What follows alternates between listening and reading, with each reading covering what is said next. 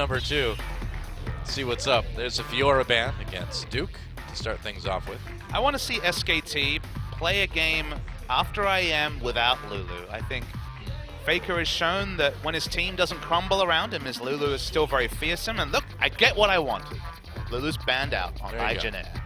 All right, Faker's going to have to play something different as well, but knowing Faker, that's usually not a big problem. I have more than a sneaking suspicion he's going to play Azir this game, Doa. That's just how it goes sometimes for Faker. Yeah, I mean, I wouldn't be surprised, but I don't think that would be good. As good. Only BDDs looked truly impressive on Azir in 2016. I mean, Faker's looked impressive on Azir in past tournaments, but... he was always the second best Azir, even on his own team, though, Doa. As Easy Hoon was the Azir master. Right. But he had all those solo queue highlights, man. There's an Italy ban. So what's first pick going to be? Corki is available, yeah. I mean, if you can't grab the Nidalee, grab the Corki. Expect to see SKT pick up Braum. I expect to see them pick up Kalista. Braum Kalista would be an insane deal. I mean, I'm surprised those champions are both available, but... I know, right? I mean, you could go... Braum Kalista would be great. Braum Kalista is what you take, exactly, because you have the Unbreakable. So the moment you see Corki, you're like, okay, could be a poke comp, Unbreakable, very high priority. And then the Kalista, if you face check that comp level 1, you give up a couple of kills. So much power there. There is other strong champions like Nautilus available, but Trundle could be an answer from Jin Air. So Braum Kalista makes so much sense. Oh, yeah. We didn't even talk about Nautilus in game number 1, but yeah, still a power pick right now, even though we didn't see it. But yeah, I think, I agree, I'm with you, man. Braum Kalista, maybe Braum Nautilus. You could make an argument, but especially because you already know the Corki is locked in for the other side. But Pilot plays the Kalista, and obviously it could just be double AD. Surprisingly, might be taking Alistar priority over Braum. There was a couple of weeks where all the supports were saying, well, I feel Braum in the Alistar laning matchup, and then I think Braum scales into the late game better, so I take it earlier rotation than Alistar. But surprisingly, it's actually going to be the more proactive champion for Wolf in Alistar. Well, I guess SKTelecom, maybe committing to a little bit more aggressive play style, kind of like what we saw in game number 1. We'll see if they can pull it off. Only could be.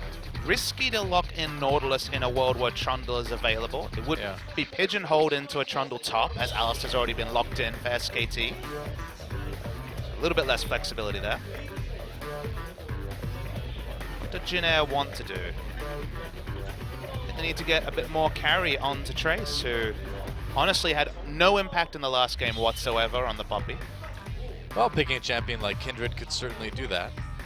Winged will be able to be a little bit more aggressive there, but looks like it might be time to grab the Braum, so Braum Nautilus. Do you really need to pick the Braum since you already know what the support is going to be on the other side? That seems a bit odd. Guess they're just looking for more information about what SKT want to field. I guess so. They're obviously showing that, well, we're heavily expecting to be Nautilus top, but always the outside chance of Nautilus mid. Yeah, I mean, but they're also showing that Nautilus is definitely not going to be a support too. So I figure, I feel like Jin Air just gave away a lot more information than they're going to get out of SKT. In a world where Nautilus can go mid and Corki can go AD carry, they still have a high degree of flex. Only Braum is stuck into his role, and SKT had shown nothing by locking in Alistar and Kalista, so still a degree of ambiguity for Jin Air. SKT actually just lock in Maokai straight up. Yeah, it's not a pick we've seen terribly often outside of, Hippo is playing it quite a bit. Untara at the start of the season. That's what I'm thinking of, yeah. Maokai is super interesting to me because, remember, it's Duke playing Maokai. When we think of Duke, we think of Fiora, we think of carry champions. Yeah. Quinn also, but... Full AP Maokai. Maokai's an interesting one because the big criticism for Duke, he won the spring MVP, he was struggling in summer of 2015. The big criticism was his teleport play. He always looked like he struggled to teleport, and then they played 9 games in a row with Duke playing Maokai, and I theorized it was putting him on teleport training wheels, because if you don't get the teleports off as Maokai, why are you playing Maokai, right? That's what he's all about, the teleport flank, so it's interesting to see him early rotation take it, obviously leaving the mid lane counter pick for Faker. Ezreal locked in for Pilot. So he'll be giving that one a try. Obviously, Bang's already going to be playing Kalista, so... How many AD carries, Toa? Well, apparently we're getting 3 this game, so... What do you pick to try to counter this? Well, Braum certainly, as a first-round draft, was open to SKT and they looked past it, so you can't be too surprised when you see A lot of sieging coming through from Jin-Air. Oh, we knew it. Yeah, you called that one. Yep. So Faker's going to be playing the Azir and it's in the mid lane. And this is the comp where it's like, how do I get to the Kalista? This is a Bane comp because who's going to get to the Kalista when you've got Maokai, Elise, the Azir ultimate, and Alistar to peel? So a lot of mid-game power. You get a couple of items onto Kalista, the Hurricane Blade, the Ruin King. She can dance as aggressively as she wants with this much peel. And Azir does a lot of damage in the mid lane as well. But every time we see Faker face a champion like Azir, you know that he wants to go for the confident bit. He just took down an Azir. Now he's going to show us what Azir is all about. Oh yeah. We have seen Faker do this many, many times. If he beats a champion, he's like, no, I'm going to beat you with this Especially champion when it's a skill champion, right? Oh yeah, all the time, yeah. We wondered, what would he play when Lulu was finally not available? I had a sneaking suspicion it was going to be the Azir, and Azir last pick by SKT. Yeah. Azir's coming back in a big way right now, it seems like. Thanks, BDD. Yeah, no kidding. SKTelecom with a chance to get a 2-0 here, which would be very big for them. If they want to make the playoffs, if they want to get a good seed in the gauntlet, they need to start moving up their rankings right now. They cannot afford to lose any more matches, I think. And you know, with this composition, things look pretty good, and we'll see just how close SKTelecom is going to be to moving up once again. SKT have so much early power. If Winged ever falls behind the jungle, at least gets the ganks off, I fear for Jin-Air because they could get run over a second game in a row. Yeah, the other big question, can Blank perform on a champion that's not in Italy? Let's find out. Can SKT get the 2-0 or will Jin-Air tie things up? Let's get in the game. Mother Nature, everybody wants to lose. All right, welcome to Summoner's Rift. Jin-Air, Green Wings, taking on SKTelecom, T1, our reigning world champions in multiple tournament circuits.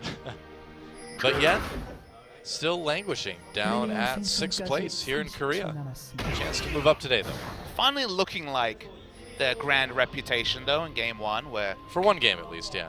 Convincingly dismantled Jin-Air, and the comp they've put together here is a really impressive one. The big X factor to me is the jungle matchup and basically the skirmishing around mid, because they've got Graves on the side of Jin-Air, champion who likes to farm, can be involved in early ganks but needs a lot of lane CC to get that off. Obviously with Nautilus has that, but around the mid lane, Kuzan's going to be providing just damage on the Corki side. I feel like if Blank can get control of Kuzan, if Faker can actually get a pressure advantage in a difficult matchup against Corki in the mid lane, Maokai is going to be fine, flexible and top.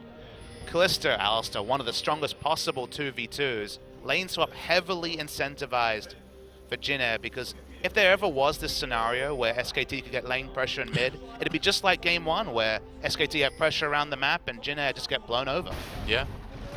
Well, they do get the lane swap though this time, so they won't have to worry about those 2v2 lanes after all.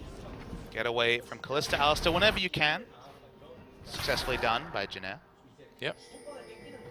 Probably a good idea. Nautilus actually been able to get some experience, 1 CS before now, of course, having to go off and join the jungle follow late. That extra experience will help in the jungle follow, so ping 2 earlier if you're the Nautilus. Yep. Yeah, Bang and Wolf just getting a good amount of time to farm in the bot lane. Pilot farming up in top. And it's a win twofold for Jin-Air. When you get a lane swap off, you hide your jungle matchups. When I was back casting LPL, whenever we would see Sejuani jungles come out, you really want a lane swap because Sejuani can't deal with the 1v1 jungle matchup. We just saw Winged obliterated by Blank's Nidalee and the pressure she could put out in Game 1. So the jungle follow, now the junglers are predictable, now you don't have to worry about that big snowball advantage for the enemy jungler, and you also dodge the tough 2v2 laning matchup against Kalista and Alistar. So getting this lane swap was a big win for Jin-Air. Yeah. All right, Blank already infiltrating the enemy jungle here. Well, to be fair, it's his side of the jungle. It's vertical jungle. It is his now, yeah. It's true. Bot side of the map is SKT's, and expect to see Jin-Air exclusively on the top side till this lane swap ends. Wow, Faker doing a lot of damage to Kuzan, really pushing him out in that lane. It's hard to win those trades. I guess so. As Azir, so the fact that he's doing so in such a big manner is worrying for Jin-Air. Yeah. Turrets will be traded, though, as usual. SKT getting theirs a little bit quicker, though. Look like I might be pushing for 2 as well. Remember, this is a ranged jungler in Elise who does have an attack speed steroid. This might be a 2-for-1 trade. Yeah, I think it might actually be. Okay, so the top lane goes down. Teleport's coming in, or rather, Recall's coming in. They're going to send Pilot and Shay to the bot lane. But will they get there in time to save this turret? It's already at about half health. I think this turret's going to go down. They're not even out of the base yet, Yeah. though. This is the reality when you have a ranged jungler who Wow. also gets an attack speed steroid at level 1 with a W and spider form.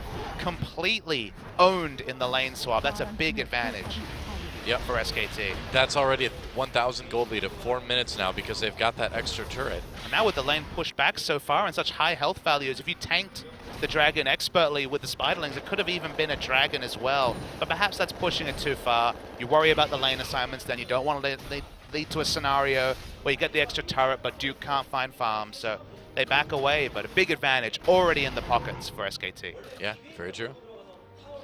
So they rotate Duke down to bot lane now, too, I suppose. Just let him just farm whatever he wants. Suffer.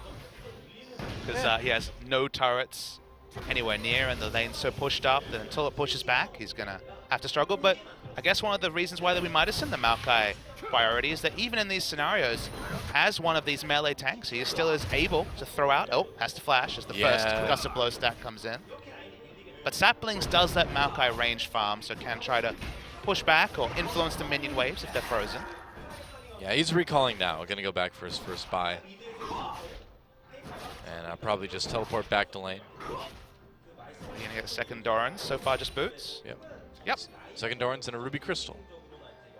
Probably going to be the 2015 build of Yore. Probably still going to be a Righteous Glory, but outside chance of a Banshee Veil if necessitated. It might not be bad. Engineer looking to take that bottom lane tier 1. They'll probably get it. But then again, it'll probably be traded, given the lane swap situation. No help, though, so it'll be a slower trade from SKT. You can see the Pulverize being used to try and push, but it's going to be a lead. But definitely no answering second inner turret. That's the big difference between the two teams. No way for Jin Air to match what SKT were able to pull off in the first part of the lane swap. Well, I mean, they do have this little turret advantage for the moment anyway. But guess what that gives SKT? It gives Duke a lane to enter where there's going to be minions pushing back into the top side. So Duke's finally going to get that safe farm.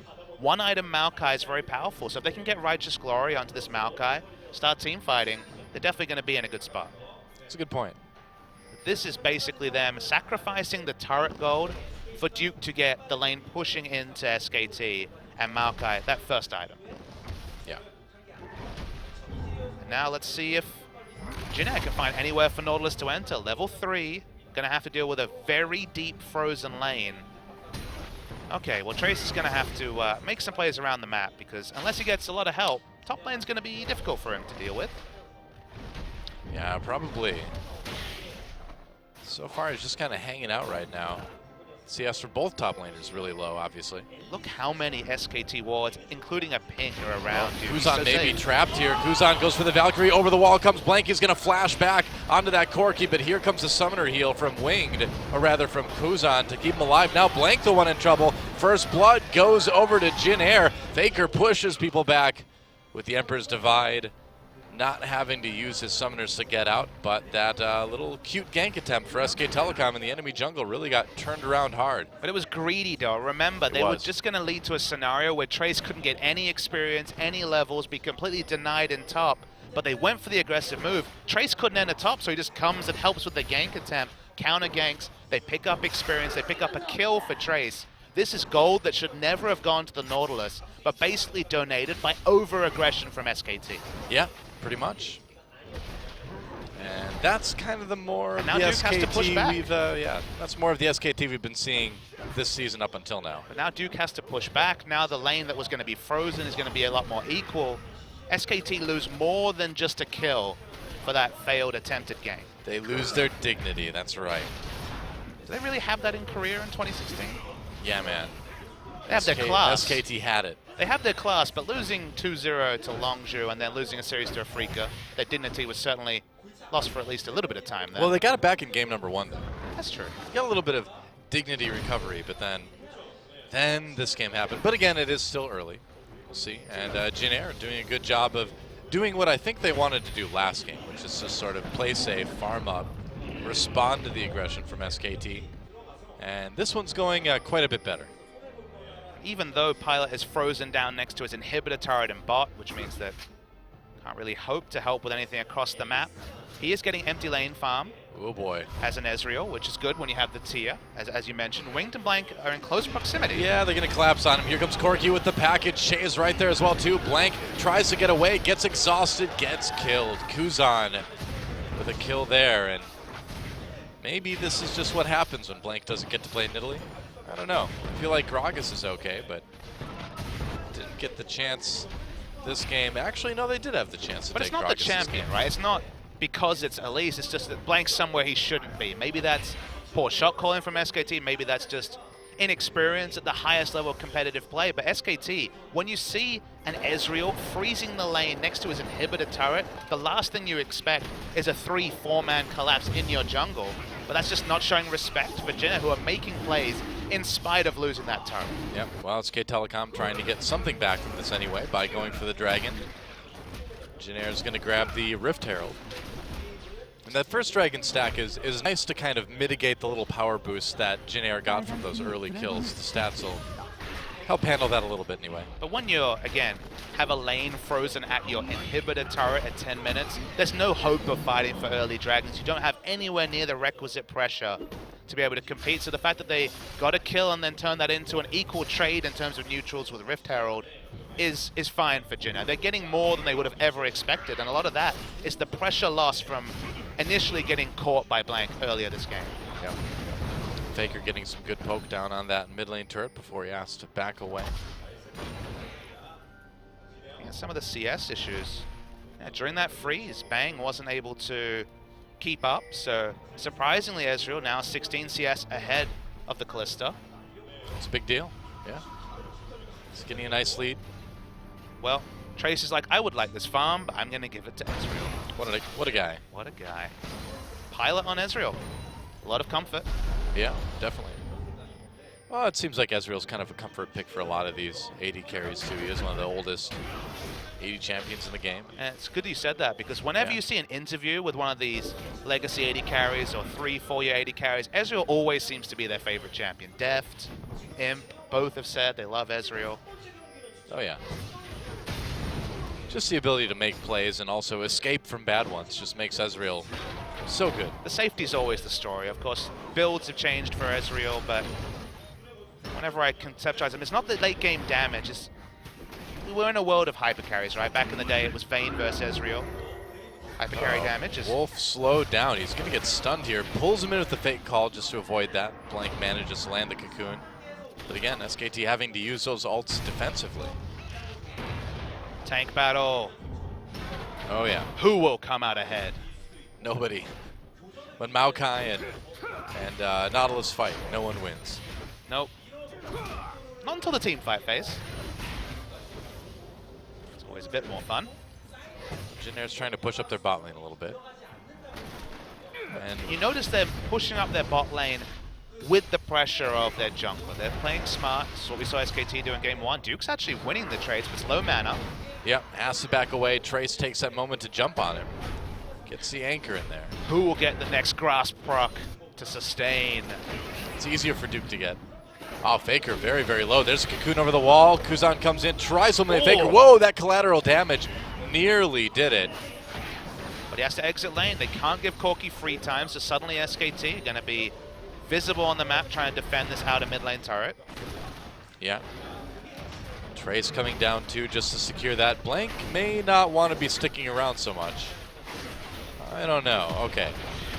Trace does pull off, so it looks like Blank is going to be okay. But it seemed like he was leading up to being collapsed on again.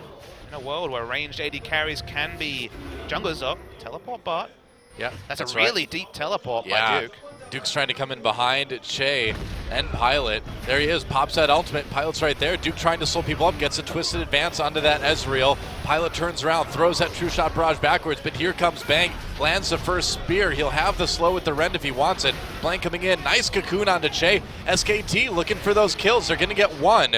Wolf has to back away. I think they were wanting a bit more, but they'll take it. They'll take it for now. Yeah, big investment. Remember, Jinna have no turrets barring their inhibitor turret up. That's why they wanted to keep chasing. But Che just sacrificed his life, stayed pushed up, allowed Pilot to get away, and there was no way for Wing to react. He was on the top side of the map, so just goes to the minion wave, keeps up the pushing. SKT want more, but for now, Jinna holds strong. Yep, pretty much. It's a fight, and Blank, of course, takes a red buff. He's got Smite. That's true. Smite's pretty good for that. Graves jungle. Not great in ganks unless you got the CC, but when it comes to the turret taking, whether it's Kindred or the Graves, just walk up to a turret, you already chunked out Faker. Turret's so easy to take. They're paper thin these days, so man, that's why everyone wants to be an AD carry. Look at Bang's build right now. It is just painful to look at.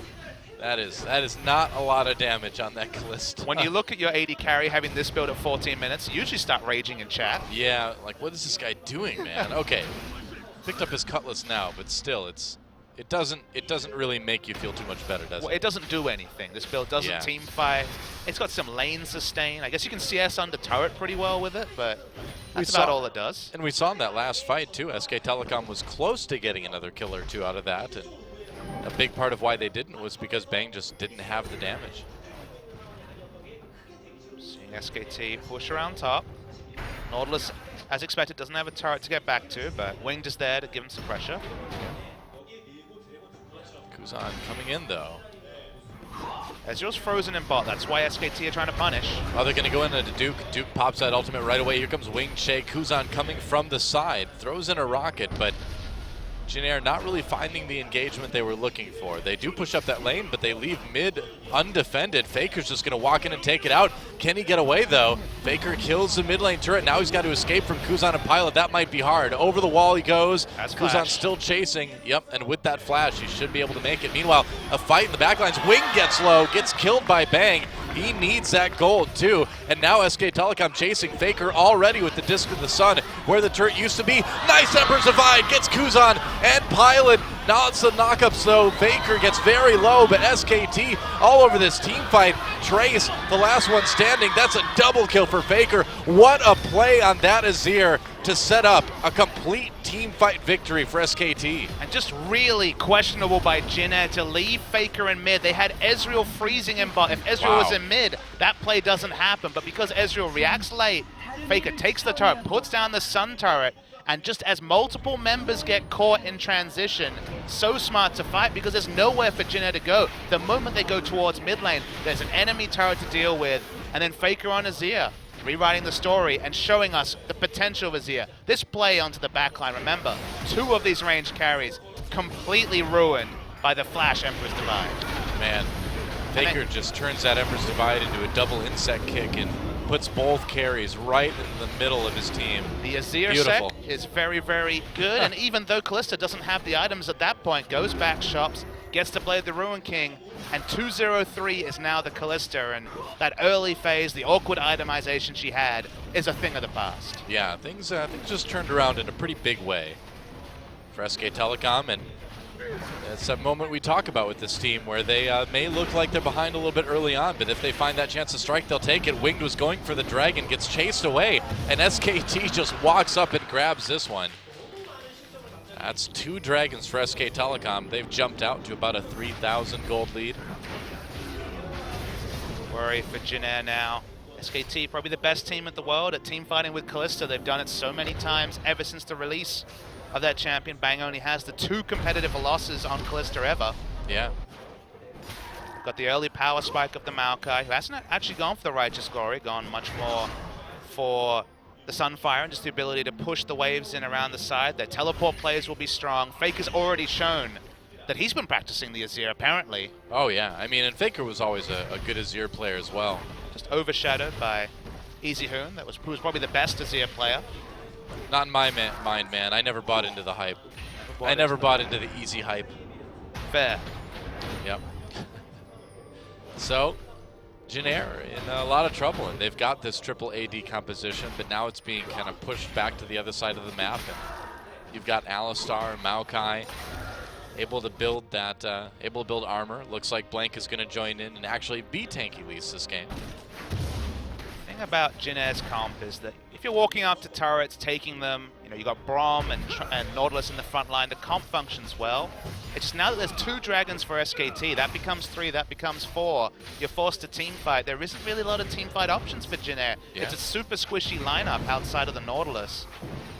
We already saw in game 1, they struggled in team fights where they try to get the drop on SKT and then just get dismantled. And if Faker continues to make plays like that, can displace 1 or more of these squishy AD carries, I think SKT are going to run riot again. I mean, the tricky part for Jin Air's comp, too, is that none of their carries are like sustained damage carries, right? You've got burst from Corki, burst from Ezreal, burst from Graves, but you don't have somebody that can just sit there and do a lot of damage over time, you know?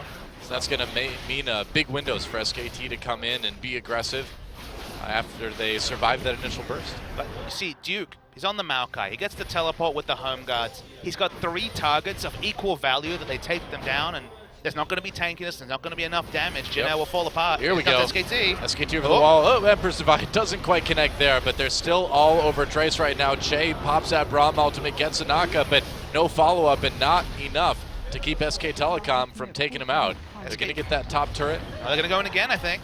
Yeah, maybe. Well, Fate's call. Wow, Wolf flashes for that pulverize. Nice headbutt onto Trace. He's so tanky, but the Rend does the damage they need. Exhaust onto Wing to cut that damage output as SKTelecom decides to make an organized retreat. Here comes Pilot, though. Got to be careful. Nice ult from Wing to pick up that kill onto Wolf. SKTelecom may have overstayed their welcome just a little bit.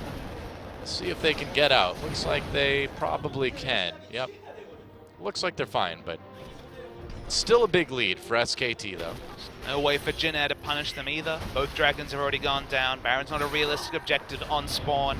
Well, they punished them as much as they could, really, you know? But you take the kill, you push up the lanes, maybe you get some more damage into this mid turret that they prepped earlier. It was a good ult from Wing. The Rift Herald still riding on Faker, very hard to push him down. Yep. I mean, he's at least got the attack speed out of those minions, and, you know, Azir's got decent wave clear anyway, so. You just see in those fights, though, SKT get the pick on a tank, suddenly there's no tank line, and all 3 AD carries kite back in different directions. Yeah. If they get pick on a damage dealer, it's not going to be enough damage to take down the Spirit Visage Sunfire Cape. The frontliner of Duke, they need all 3 carries, but they also need both tanks. There's so many different pick options between Duke, Elise, and Alistar that they get that successful pick. I don't know how Jin Air win a fight. Yeah, I think you're right. I mean, SKTelecom has caught back up and overtaken Jin Air in every way in the last 5 minutes or so. Bang went from being, you know, really kind of stuck with that pretty awful item build to suddenly being 2K gold ahead of Pilot after getting all those kills. Come back to the lane swap game, which was on full display at IEM, where the Chinese region especially struggled in the lane swaps and put them behind early. We talk about the lane swap game here. In a game where Jin Air have triple AD carry, they lost the lane swap game, something chronic to SKT, and been behind ever since. SKT turning off that Baron. Another huge out. Emperor's Divide comes in for Faker. Wolf getting the back lines onto Kuzan and Che. A kill already for Faker. Gets the jungler. They get the support. Kuzan has to flash away. Trace on his own, not being a front line for anybody. Jumps onto Bang, but Kuzan taking too much damage, does manage to pick off that Kalista before things are all said and done. Pilot's still a dangerous person to worry about.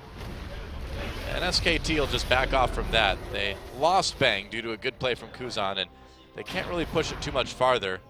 Do they even dare to do the Baron right now? I don't know. Without Kalista, it seems kind of risky, doesn't it? Yeah, very, very low Baron damage. Azir has high Baron damage, but as you mentioned, it's Azir and a load of tanks, so maybe just looking for another pick onto Pilot. The poke from Pilot is so good right now, though. It's 4 members. Faker falling low. This seems really risky. They're committed to it now, though. Pilot, he's got that true shot barrage soon. Doesn't get it. They get the Baron. Gonna jump onto that Ezreal right away.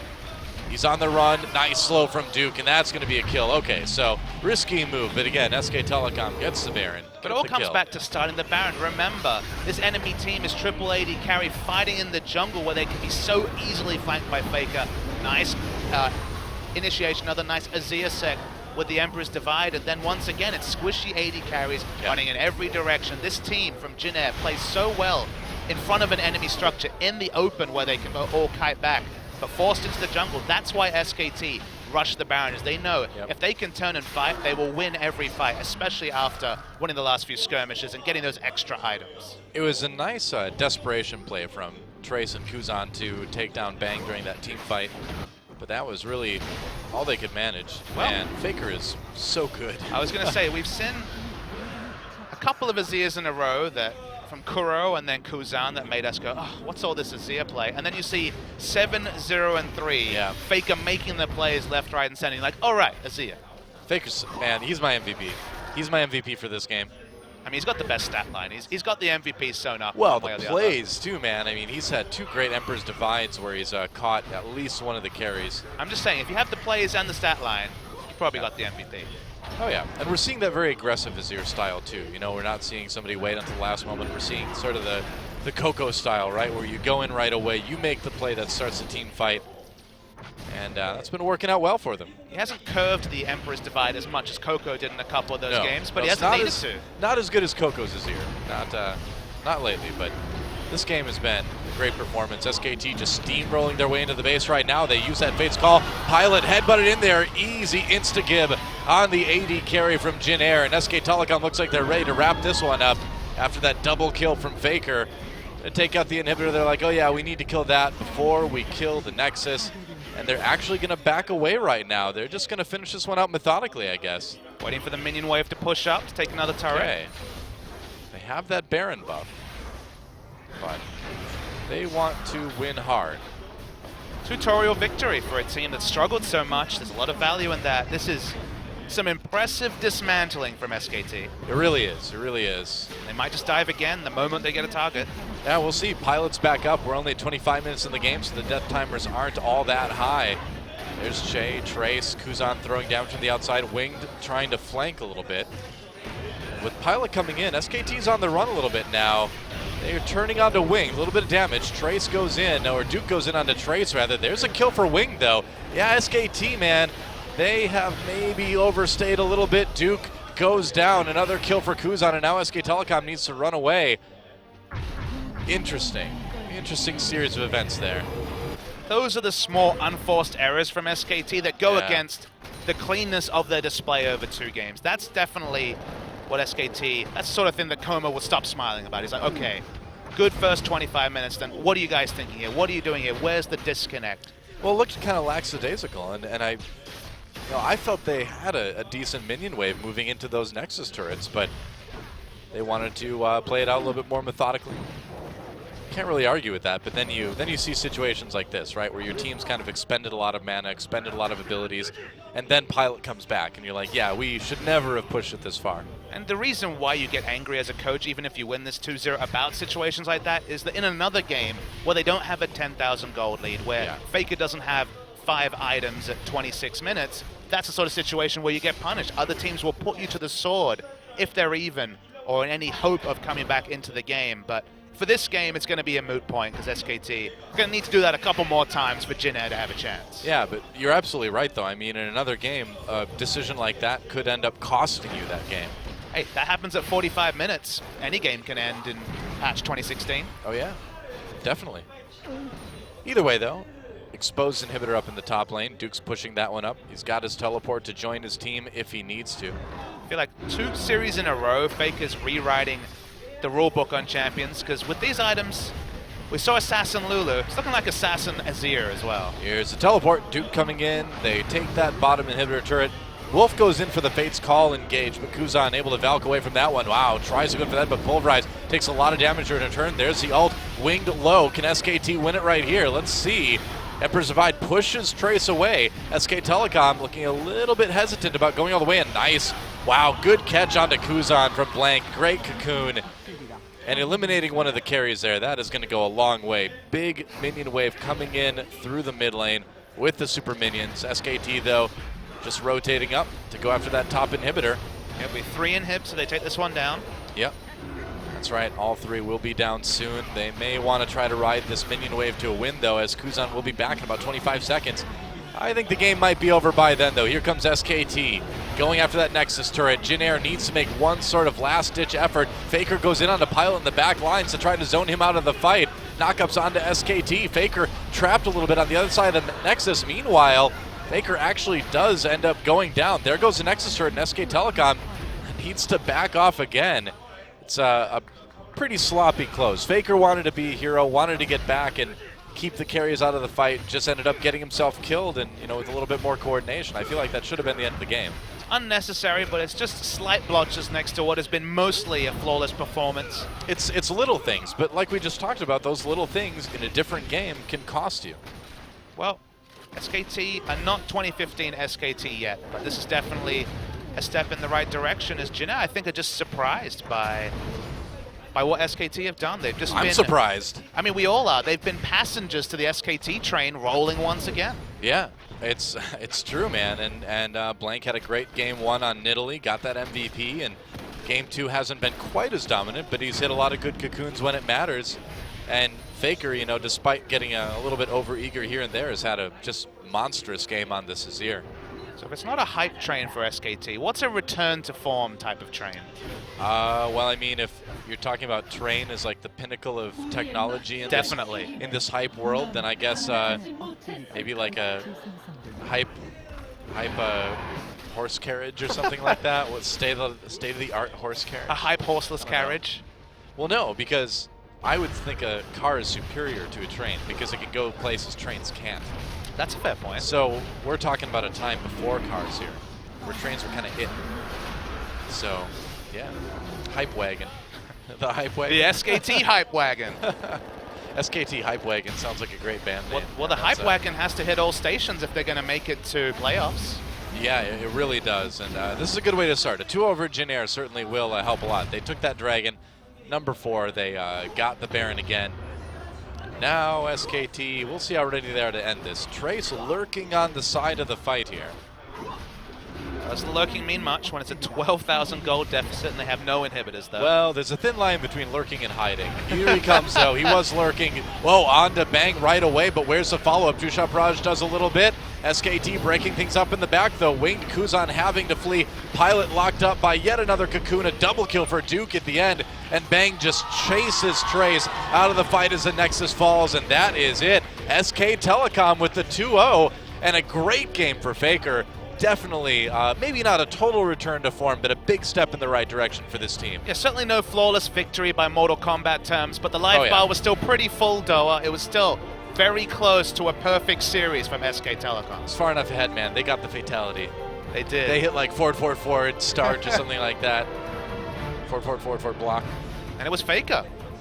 You had to feel it was going to be this year. That's why I said it during Champion Select. I'm like, Faker likes to dismantle skill matchups and then play that champion and show the other person what's up. And he showed Kuzan the potential of Azir. 10-1-4, died needlessly towards the end of the game, but so many items, very close to 6 items in a 30-minute game. Wow, and happy Coma again. This is like the happiest I've seen Coma in a long time, dude.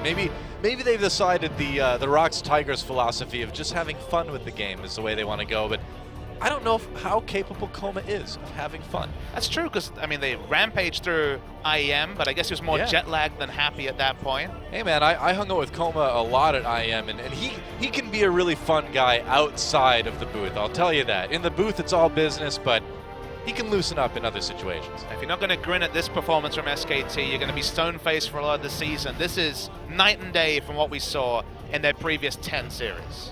Yeah, and now the big question is, where do these two teams go from here, right? Well, 2 days' time, you're going to get the answer, Doa. Is SKT. Jin Air was formidable opposition. Rocks Tigers is the best team in the world. Yeah, that is going to be quite the battle. That is going to be an awesome series, guys. Can't wait for that later in the week. But we have to think about our second best of 3 now. It's going to be coming up after the break. It's going to be Africa Freaks versus the Kongdu Monsters. Don't go anywhere, guys. We'll be back with more Champion Spring right after this.